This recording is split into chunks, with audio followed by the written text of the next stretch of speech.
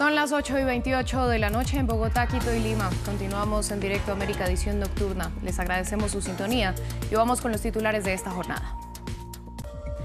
Medios de comunicación alemanes aseguran que Berlín habría accedido a autorizar los envíos de sus tanques Leopard 2 a Ucrania y que el anuncio oficial se realizaría este miércoles.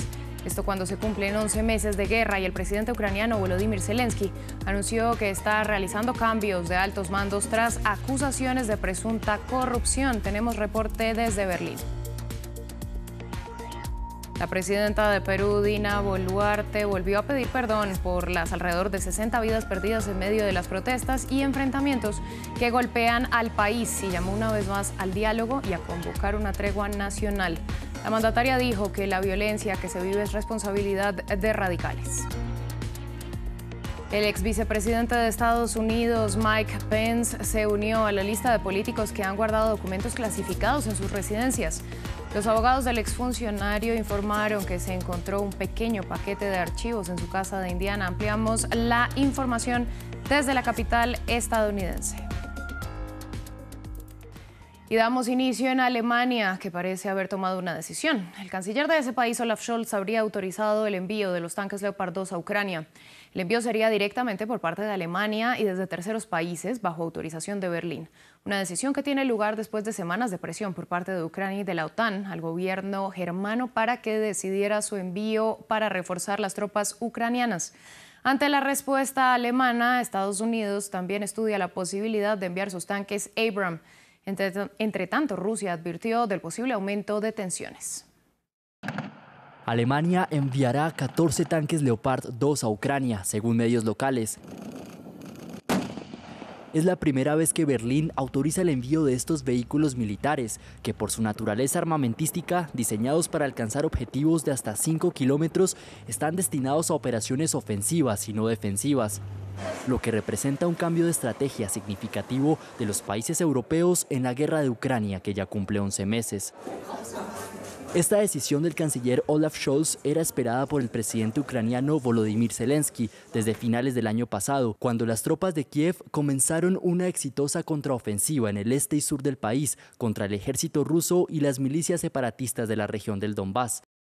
Polonia, que había autorizado a comienzos de enero el envío de los tanques Leopard a Ucrania, dependía del visto bueno de su vecina Alemania para concretar la transferencia, debido a que estos tanques son de fabricación alemana. Por lo que más temprano, en una conferencia de prensa, el primer ministro polaco aumentaba la presión sobre Scholz.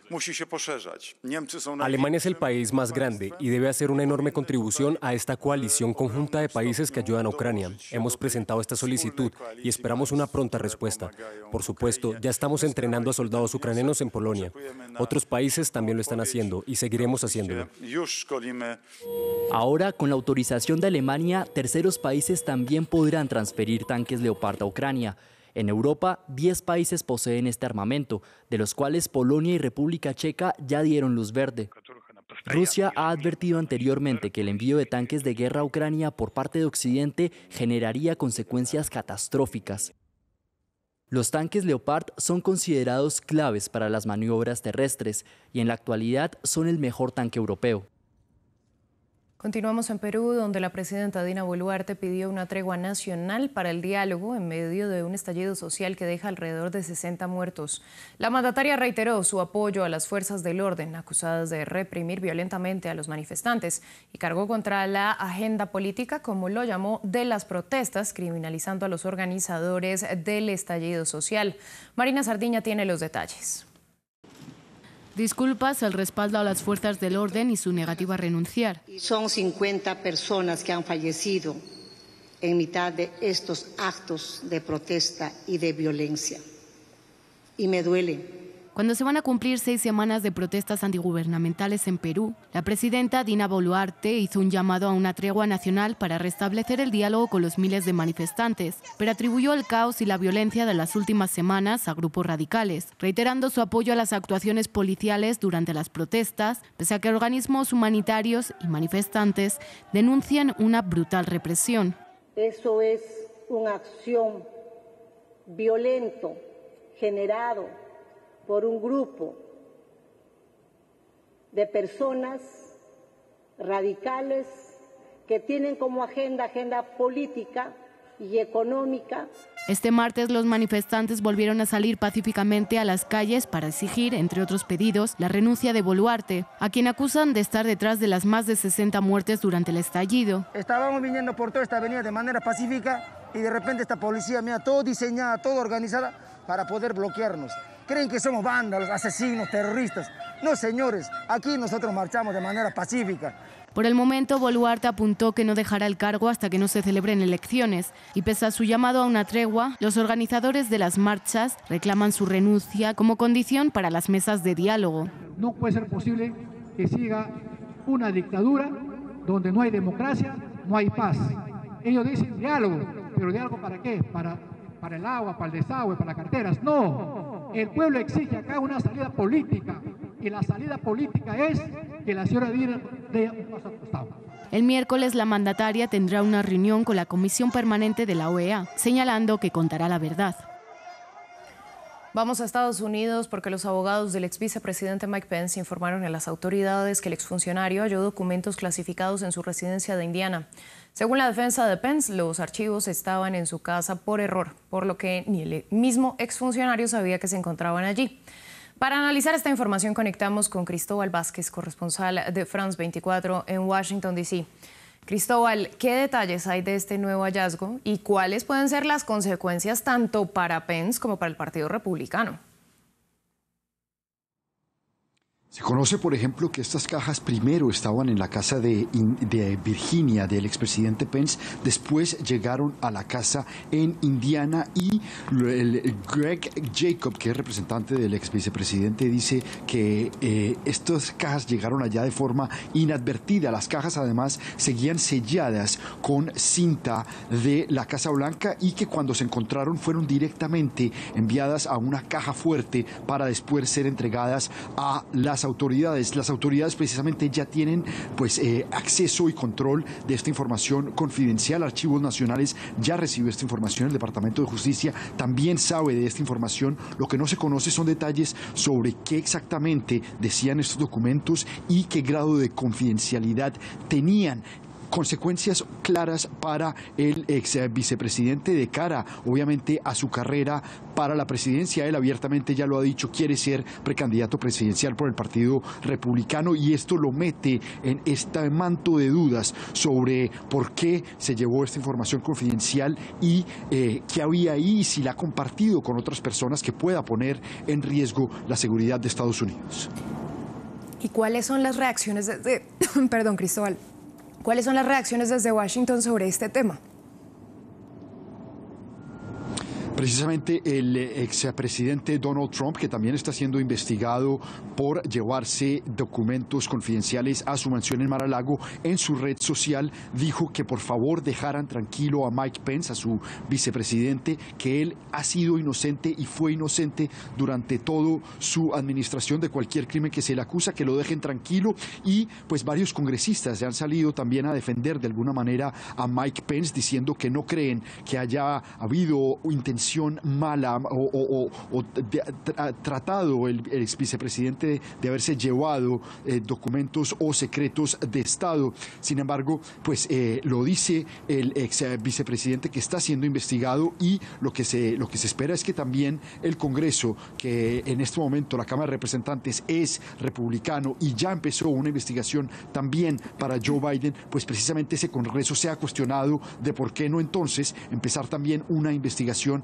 al ex vicepresidente Pence por haberse llevado o tener estos documentos confidenciales. En todo caso, muchos cuestionamientos acá en Washington sobre esta nueva ola de líderes llevándose documentos confidenciales a sus lugares privados.